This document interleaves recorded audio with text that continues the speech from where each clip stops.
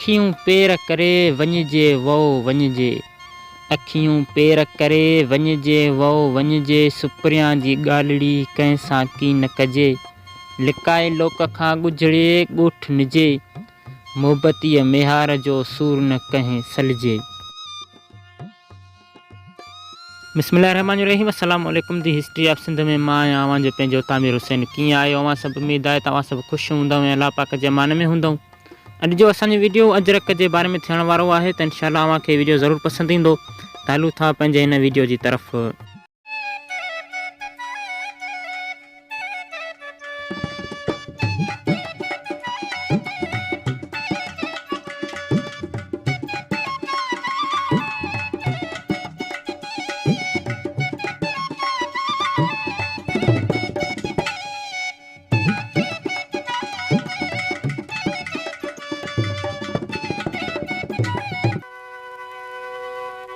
सिंधू माथिरीअ जे हेठिएं हिसे में इब्तिदाई इंसानी आबादियुनि पोखजण जो हिकु तरीक़ो ॻोल्हे लधो ऐं गिवेसिबियम आर्बोरियम इस्तेमालु कयो, जंहिंखे आम तौर ते वण कप जे नाले सां सुञातो वञे थो। उन्हनि तहज़ीबनि जो ख़्यालु आहे त उन्हनि खे कप जा कपिड़ा ठाहिण जे फ़न में महारत हासिलु हुई। हुन वक़्तु पाकिस्तान जे नेशनल म्यूज़ियम में मोहन जे दड़े में खोटियल हिकु पादरी बादशाह जो मुजस्मो हिकु कुल्हे ते कपिड़े जे टुकड़े में ढकियल ॾेखारे थो, जेको अजरक वांगुरु आहे। ख़ासि ॻाल्हि इहा आहे त माण्हूअ जे लिबास ते ठहियल ट्रेफवाइल जो नमूनो नंढड़नि हल्कनि सां जुड़ियलु आहे, जंहिं जा अंदरियूं ॻाढ़े रंग सां भरियल आहिनि। अजरक जी तारीख़ खे सिंधू माथिरे जी तहज़ीबनि मां ॻोल्हे सघिजे थो, जेका 1500 काफ़मीम खां 2500 काफ़मीम जे विच में मौजूदु आहे।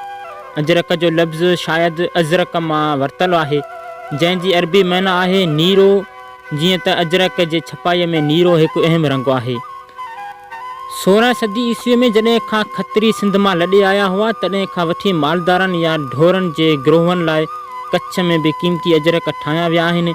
खत्री बिरादरी, जंहिंजे नाले जी माना आहे जंहिंजो रंग भरियो या रंग बदिलाए।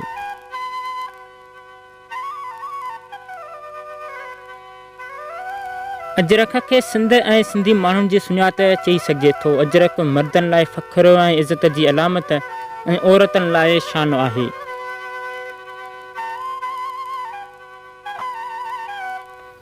सिंधी माण्हू पंहिंजे महिमाननि जी महिमान नवाज़ी लाइ अजरक बि ॾींदा आहिनि। लिबास ते जामेट्री जी सतह छपाईअ जे हिकु तरीक़े जे इस्तेमाल मां ईंदी आहे, जंहिंखे वुड ब्लॉक पेंटिंग सां सॼियो वेंदो आहे।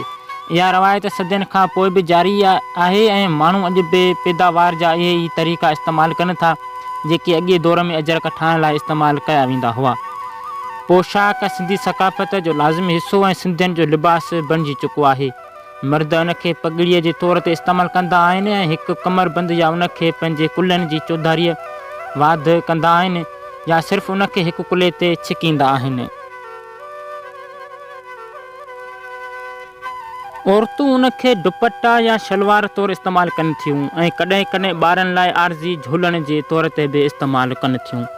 अजरक आम तौर ते अटिकल 2.5 खां 3 मीटर डिघा हूंदा आहिनि, जिन जे नमूने ते मुश्तमिल हूंदो आहे। सख़्तु रंगनि में ख़ासि तौर ते रेशमी, करमसन या हिकु गहरे इंडिगो, जंहिं में कुझु अछा ऐं कारा हूंदा आहिनि।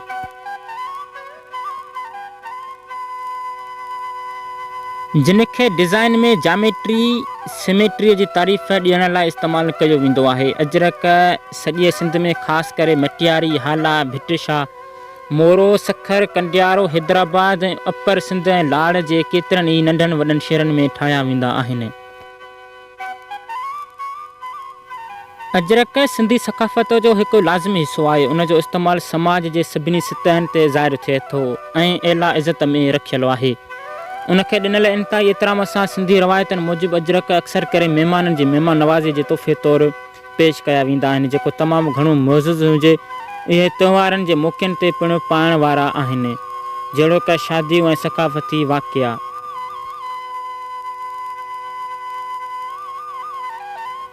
सिंध जा केतिरा ई नामवर सियासतदान अवामी तौर ते अजरक पाइनि था, जिन में पाकिस्तान जी अॻूणी वज़ीर अज़म मोहतरमा बेनज़ीर भुट्टो बि शामिलु आहे।